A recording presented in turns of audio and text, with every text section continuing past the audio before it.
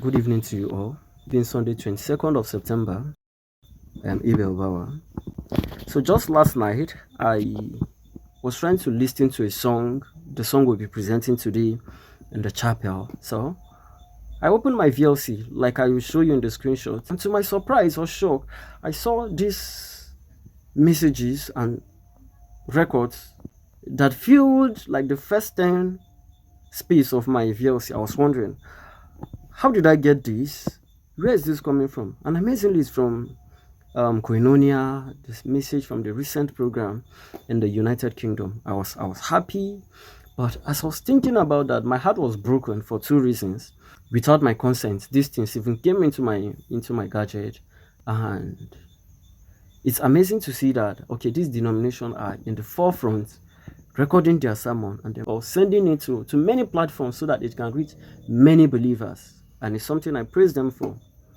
However, my heart is broken or was broken for two reasons, and one is that some of the beliefs, doctrine of this very denomination is different or even contradictory to some of our denominations or other denominations elsewhere.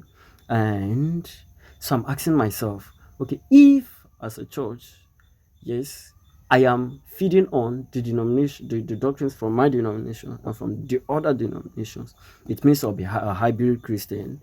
I'm loyal to someone who says no to prosperity preaching and to another person who says yes to prosperity preaching. It means that the kind of Christians we're raising at this moment as a church is something that only God can help us. Now, this is specifically to my denomination, ECWA, because I was born and brought up in this very denomination. So it's actually sad that for years we are not even able to see that these are things we should do to our pastors, that we don't even, some of us don't see the need to sit down and earnestly study the scripture so that we can earnestly present it, so that it can come with life and power. Maybe we go about our businesses and then just Saturday evening or early Sunday morning, we just our Bible and then we come to the altar, fill people with stories, and that is why we can't even record our sermons and send to our members for them to listen within the week. That is why our members cannot even see the need to pick biro and pen to jot when sermons are going on.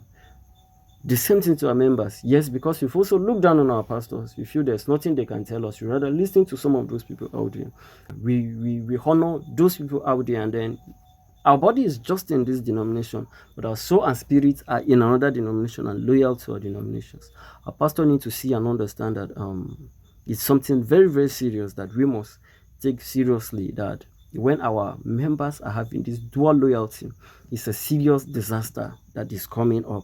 Why? Because yes, you're on the altar preaching no to prosperity preaching, or no to health and wealth gospel, or some heresies, and then your members are listening to those people who are feeding them with the wrong thing, and that is putting our lives in jeopardy.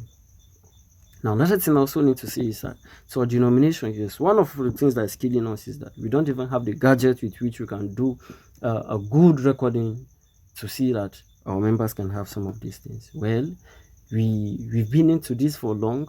I feel it's time for us to wake up and see how we can utilize the little instruments we have, preach sound message, and then help spread this message so that lots of people have these messages, listening to them, like God told the children of Israel in Deuteronomy chapter 6 from verse 1 to 9. They are to teach their children while standing, while walking, while lying down, on the way, everywhere. But for us, our members now only have the opportunity, maybe in morning devotion, or maybe when they come to church on Sunday and they feel that maybe come for Bible study.